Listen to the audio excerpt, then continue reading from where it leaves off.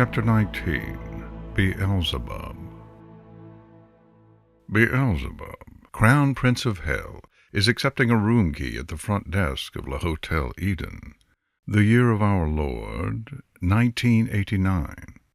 The woman is kind and smiles, passing the key over to him. To dial the front desk, you press 0. To dial out, you press 9. He smiles at her. Thanks. He motions to her. I have a room service order I'd like sent up as soon as possible. He reaches into his jacket and slides a small note over to her. She takes the paper, glances at it. I'll send it to the kitchen at once. If we cannot find the wine you have here, may we substitute? Yes, Beelzebub says. Of course, whatever you need to do. It'll be up within the hour. She walks away, and Beelzebub turns. Michael is standing near the fountain in the lobby and has his hair cut relatively short, but long enough that the horseshoe isn't noticeable. It's a handsome look. Beelzebub walks over, Michael already walking to him. When they meet, Beelzebub smiles at him. We have 4 days to negotiate the changes in the treaties. Michael reaches up to pull the tortoiseshell glasses off his eyes and put them in the pocket of his jacket. We do, he smiles.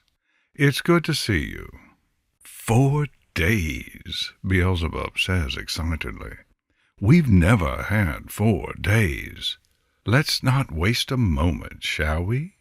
Michael extends his elbow, and Beelzebub takes his arm. They walk together to the lift. People are staring, Beelzebub laughs. I don't care, Michael says, and waves a finger, everyone around them going back to whatever it was they were doing before, the two of them now forgotten. Now, who's the one manipulating minds? Beelzebub laughs as they enter the lift. You gave me such shit 5 years ago. Someone told me 5 years ago that I should live a little, Michael laughs.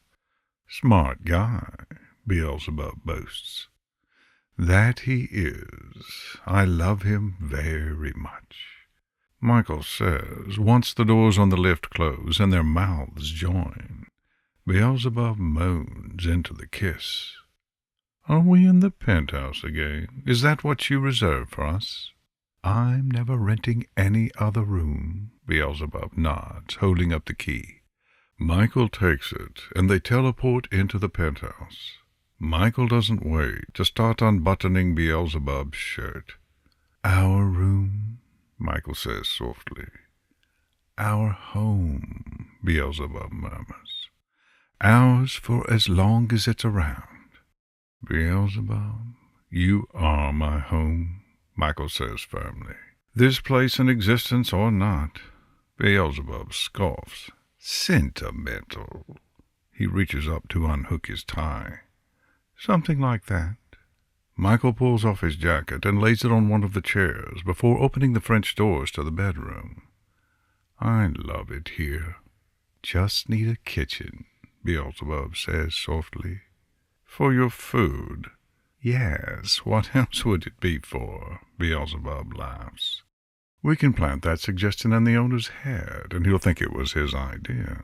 Remodel them. Michael nods.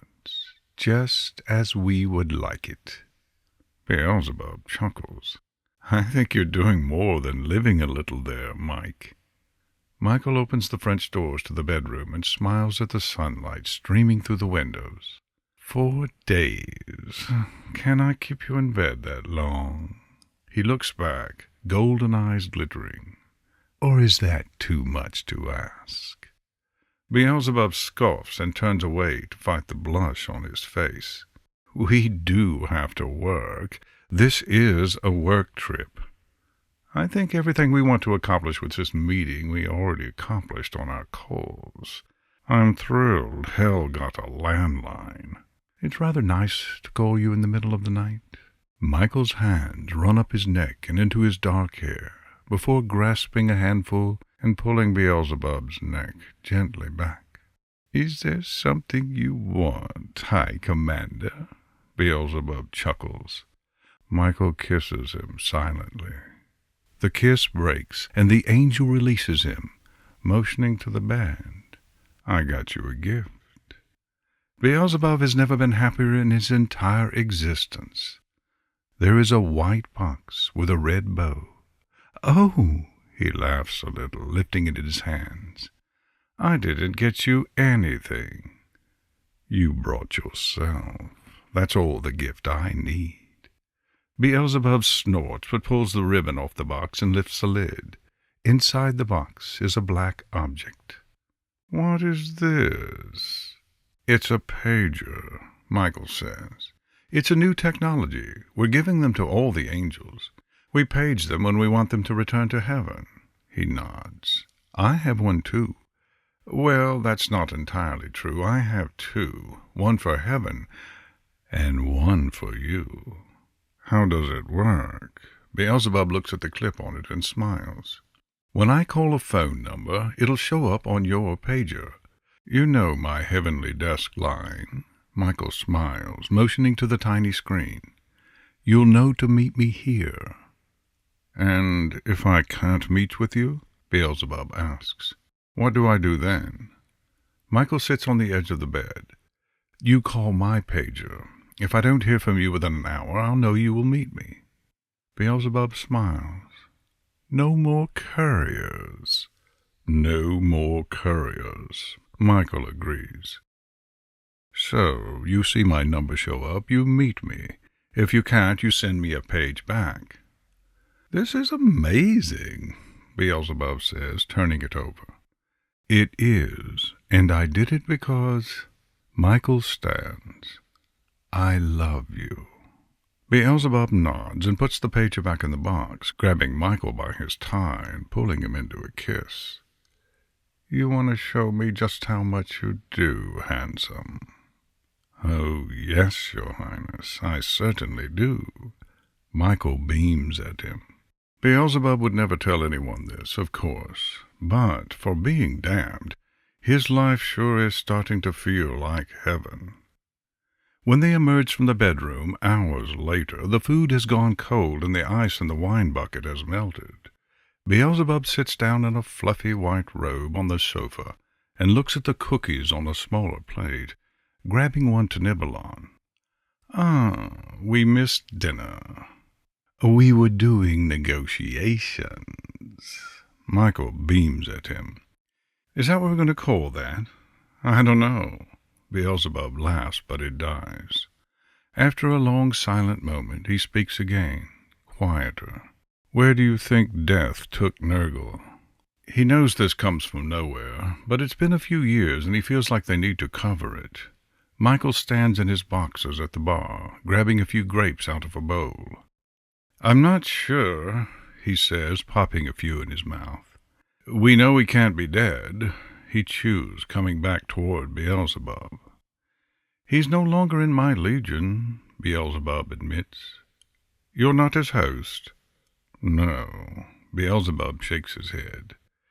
I can't summon him, and we know he isn't dead, like death made heaven and hell believe. Death removed your mark from him. He still has to be with death, Michael says, coming over to sit behind Beelzebub and pull him to lay back against him. Death said he would look after him. And we have each other, Beelzebub says softly. Do we know anything about how, or even when it will happen? I've been going over things in the heavenly library. From my understanding, we'll be summoned, called to service, Michael shrugs. That our steeds will seek us out, and we will ride to where the final battle is to be. Like horses, Beelzebub frowns. Farm beasts. Horseman is a literal term, my love. Michael eats another grape and shrugs. It talked about how our will not be our own. We won't be able to stop it. Beelzebub thinks about that for a long while and sighs. I'm the first to go, he says softly.